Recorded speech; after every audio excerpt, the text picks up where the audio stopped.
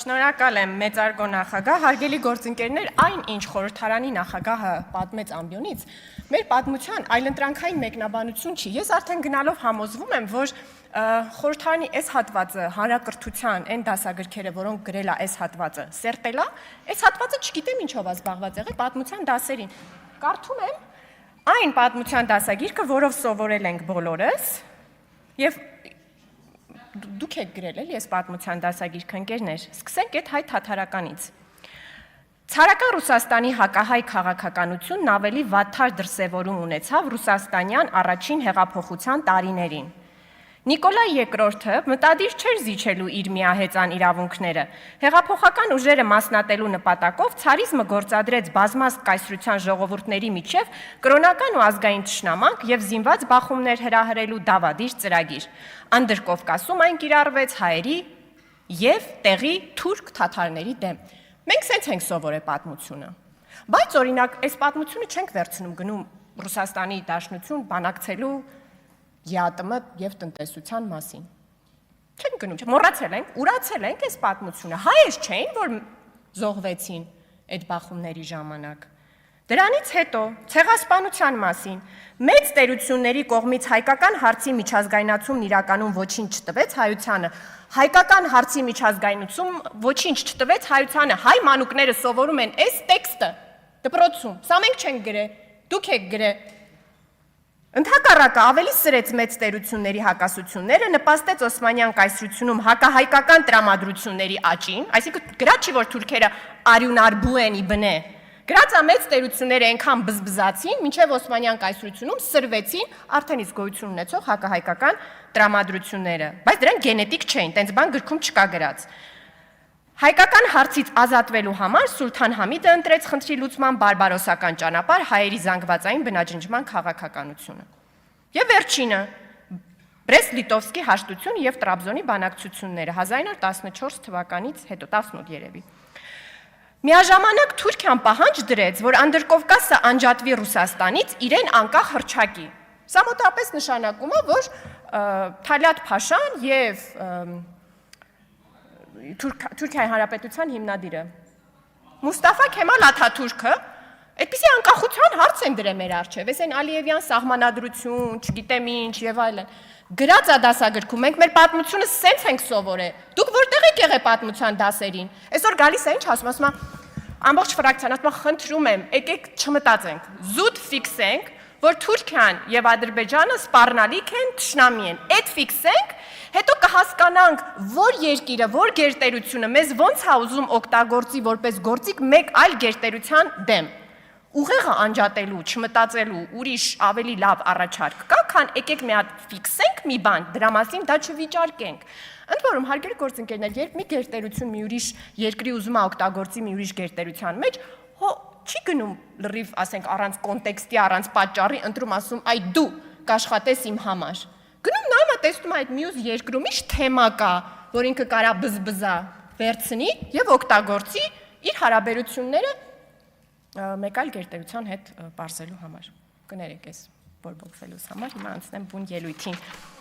Արտաքին գործերի, հարգելի գործընկերներ եւ միջազգային առևտրի նախարարություն։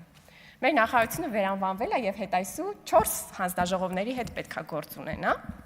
Եվ ես ուզում եմ կարճեմ այս առիթից ու վերադառնամ նախորդ հանձնաժողովի քննարկման տիրույթ, որ իհարկե տնտեսականը չէր, ֆինանսա-բյուջետային էր, բայց կապ ունեն այս թեմաները միմյանց հետ։ Ուժեղ Հայաստան ուժը իրեն ներկայացրեց որպես լիբերալ ազատական տնտեսության կողմնակից ուժ, որը սակայն կողմնակից է պետության առավել մեծ կարգավորիչ դերին։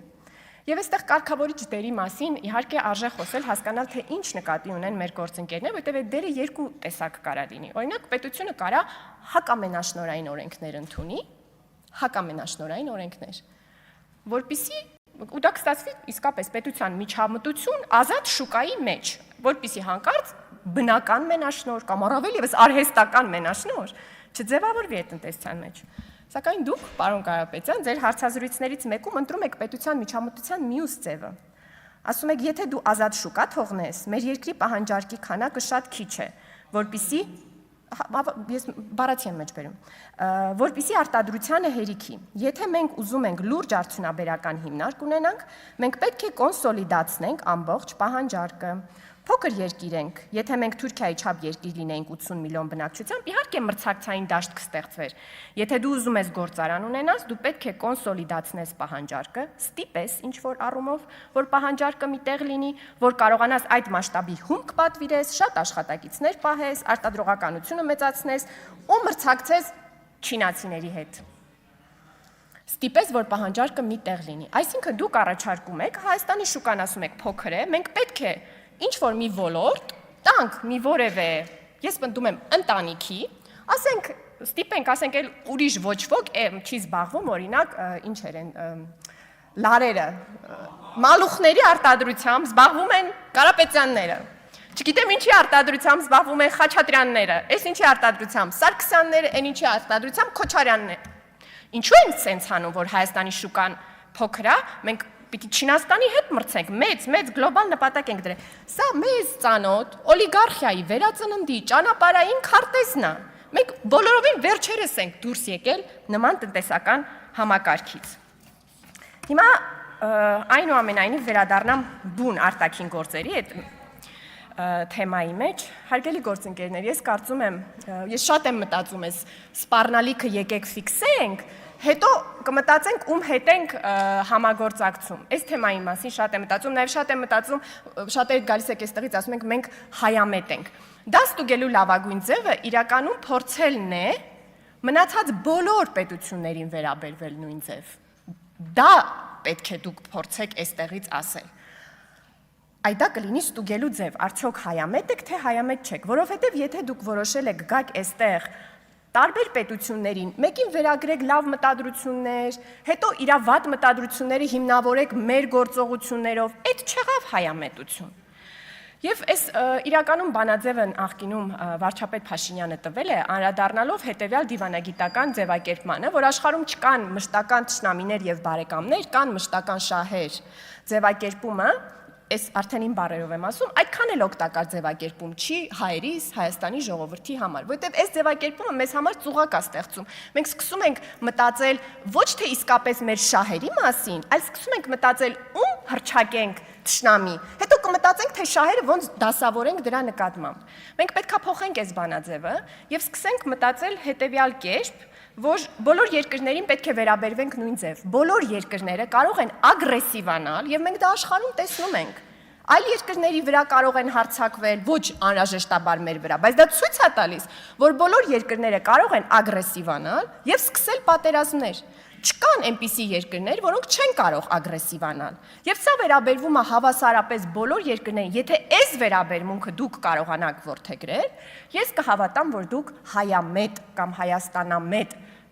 ուժ եք։ Մենակ այս թեստի շնորհիվ, թե չէ հակառակը, եկեք մի բան ֆիքսենք ու այդ մասին չմտածենք, ու հետո փակուղի տանող ձևակերպումներ են տալիս։ Երկու ուժ էլ ասել եք, որ Թուրքիայի հետ առանց նախապայմանների, բայց ոչ ի հաշիվ հայոց ցեղասպանության ճանաչման։ Այդտեղ տարածք չկա։ Այսինքն ստացվում է այն օրը, երբ դուք գնում եք Թուրքիայի հետ բանակցությունների,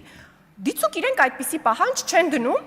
հրաժարվելու հայոց ցեղասպանության ճանաչումից։ Ձեր գործողությունները ո՞րն են լինելու։ Այդ սենյակից եթե դուք դուրս եկաք առանց անձամբ խոսելու հայոց ցեղասպանության պահանջից, պրոբլեմա, տանը ձեզ ասելու են, որ դուք ուրացել եք հայոց ցեղասպանությունը։ Եթե խոսակ, այդ խոսակցությունը փակուղի է մտնելու, որովհետև կստացվի, որ նախապայման եք դնում հայոց ցեղասպանությունը։ Այդ ձևակերպումը եկեք կարգավ, չէ, իրանք չեն դնում։ Իրանք դուք եք սկսում խոսակցությունը։ Իրանք տեղից մի-մի։ Այն րոպեին, երբ դուք այդ հանդիպումից դուրս եկաք եւ հայոց ցեղասպանության հարցը ինքնուրույն չբարձրացրեցիք, Տիկին Հովսեփյանը ասելու է, ինքը գնացել էր Թուրքիա բացառապես հայոց ցեղասպանության ճանաչումը պահանջելու։ Դա ասելու է Քրիստինե Վարդանյանը, ձեզ ուրանալու մեջ են մեղադրելու ձեր իսկ թիմակիցները։ Եվ մի վերջին դիտողություն, ես համաձայն չեմ, որ Քոչարյանը միացավ դաշնակցությանը, այդպես ձևակերպեցիք։ Ոչ թե դաշնակցությունը միացավ Քոչարյանին։ Քոչարյանը, պարոն Ռոբերտ Քոչարյանը, դաշնակցության մտածողության եւ նրանք, ովքեր կմիանան այդ մտածողությանը, ի հեճուկս մեծ պատմության դասագրքի, դրա եւ ադրբեջանցիների միջև միջնորդն է։ Այն հայտնի հարցազրույցում, որը ես մեջ բերեցի, որտեղ լրագրողը հարցեր էր տալիս պարոն Քոչարյանին, իրան հարցում ասում այդ մահ կամ ազատություն կարգախոսի մասին, ինչ եք մտածում, պարոն Քոչարյան։ Պարոն Քոչարյանը ասում է, Ես այդքան էլ լավ չգիտեմ պատմությունը, բայց ենթադրում եմ, որ դուք խոսում եք լրագրող ասում է դե դաշնակցության մասին, ասում է հա, կարծում եմ, որ արդի ժամանակներ են եկել, էլ ռելևանտ չի այդ արտահայտությունը։ Նաև ասում էր, որ Ադրբեջանն էլ ունի վերադարձ իրավունք, այդ բոլորին վերջերս էր ասում, նա էլ չի կարա հրաժարվի, ինքը միջնորդն է ձեր ու Ադրբեջանի միջև։ Շնորհակալ եմ։ Հավանիր տեսանյութը եւ բաժանորդագրվիչ նորությունները բաց չթողնելու համար։